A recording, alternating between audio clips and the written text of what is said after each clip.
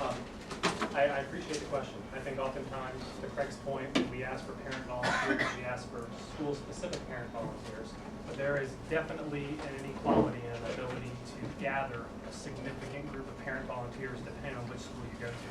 This past year when we tried to do the H1N1 flu vaccinations in the school system, you may remember that the Howard County Health Department was working with the school system, and originally they were like, well, we'll just get some volunteers, parents to help with logistics. Knowing better, worked with the PTA Council, and we recruited over 100 volunteers from across the county. They were actually principally from Western Howard County, Ellicott City, to volunteer in other schools. So parents not volunteering in their schools, but volunteering in other schools to help out with those. And those actually save money, help teachers stay in the classroom, and those type of things. I think as leaders of the school system, if we can inspire parents, I think we live in a tolerant and integrated community where people will respond to the call, will respond to the challenge and say, you know, we're all in this together. We're the Howard County Public School System. And whether it means for health, whether it means for environmental issues, whether it means for tutoring, those type of things, I believe we need leaders that understand that, have that experience organizing volunteers, and can appeal to other ranges of our nature. How about David Proudfoot on that one?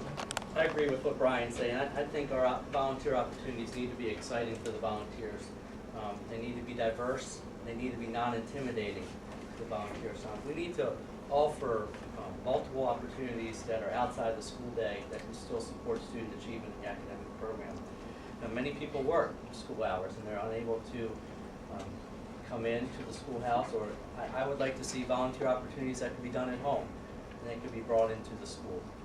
I also think we could rely on our educators to walk through the volunteer process with some volunteers, and have parents maybe set up parent liaison positions to reach out to the community to recruit volunteers. So often in my school with the Title I, parents are intimidated to come into school because they don't know where to start. They come in and then they walk in the classroom and they don't know how they can help. So I think just making it public and making it known and making it as welcoming as possible, letting our volunteers know that no good deed is not appreciated. Thanks, David. I want to fit with Bob Ballinger on that.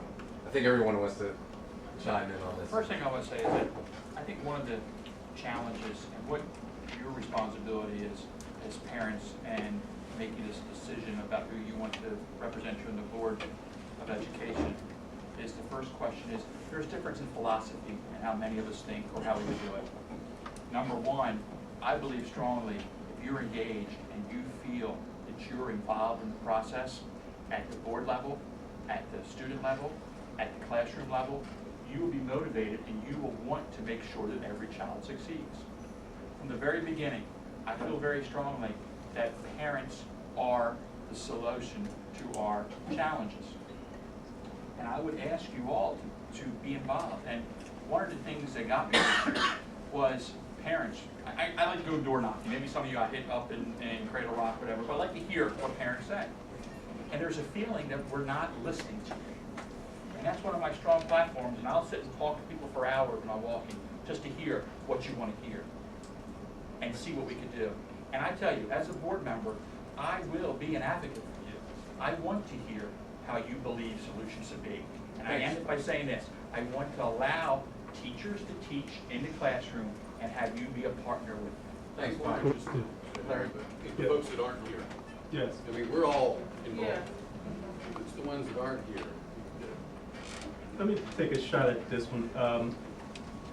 In 2008, Comcast recognized, created an award to recognize the involvement of parents in our schools statewide. I was first a Howard County member of the Comcast Award, and then selected as the Parent Involvement Matters winner for the state of Maryland. At Mount Hebron, I was very involved in, to your point, those parents who weren't involved. I would call them. We had a team of people. We'd call out to parents and encourage them to come and participate. We offered to help them find solutions to challenges. I've worked with the office, Gene Lewis, and the Office of Community and Family Partnerships to help encourage parents how to advocate for their children. We took programs from Mount Hebron. I encouraged the guidance office not to have everything at school all the time. Let's go into the community. So we went into the apartment complexes where parents lived that weren't being engaged. and got them involved. And so I think it takes a number of efforts to get parents who aren't involved, and also highlighting those things that schools are doing around the county so that others can see best practices of how we can engage more parents in the process. I've been engaged as a parent since the late 1980s, and I think it's really important that parents see how well students learn when they're involved. Thanks. The challenges, Let me give helping them Cindy get a shot involved. at that. I actually have something specific that you asked what the board level, what we could do at the board level. We need to look outside of Howard County for some ideas on how these things are done really well in other places. I've lived in a couple of other states, and one of those, when I lived in Ohio, we had a fabulous program. It was, any parent could call the Board of Education, in this case it was the central office equivalent, and ask, where can I go outside of my own child's school to do some volunteer work? They had a person you could contact there who knew what other schools had different programs, what they needed, and they could refer people to specific staffing requests from the other schools. There are a lot of people in this county who would love to go to another school. They don't have any idea how to do that. And you know, it's just like with the backpacks tonight. You know, my son needed to do a community service project, and one of the ladies who arranged this meeting mentioned that they had some kids who needed school supplies. Fabulous. It just comes together. But you need somebody to coordinate those pieces of information so people know where to go to find out where to go. That's David? Also want to build a little bit, be very specific. Sometimes people don't know what they can do. Right? My wife loves music, and she would volunteer. She does often volunteer in the drama departments and things like that. I'm a big fan of math and science. I volunteer a lot of my time at the middle schools teaching kids math. So it really comes down to how specifically you engage parents. We have to lead by example. We have to tell people what we're looking for.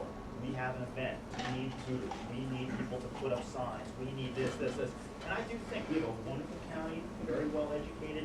I think we need to do a little bit better job at telling the parents that aren't here tonight, parents that don't always step up and volunteer and participate, what specific things we need from them. And I think we'll be quite surprised that we will get them coming in and volunteering and getting involved. Lastly, I'd like to have Sandra French step on that, and then I'll get to some more questions.